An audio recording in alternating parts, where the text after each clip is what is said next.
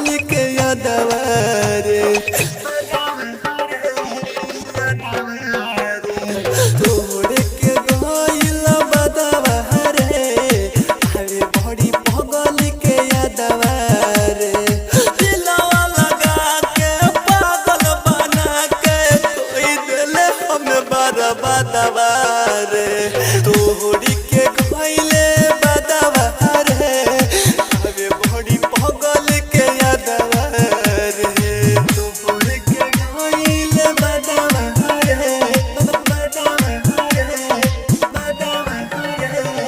DJ हरिओम पगल के यादवा रे अरे जिंदगी बनाई देले समसान रे जिंदगी बनी कि निकल परान रे जिंदगी बनाई देले समसान रे जिंदगी बनी बाकी निकल परान रे सौसे से हो गई आधावा रे सौसे से हो गई आधावा रे आगे बड़ी पगल के यादवा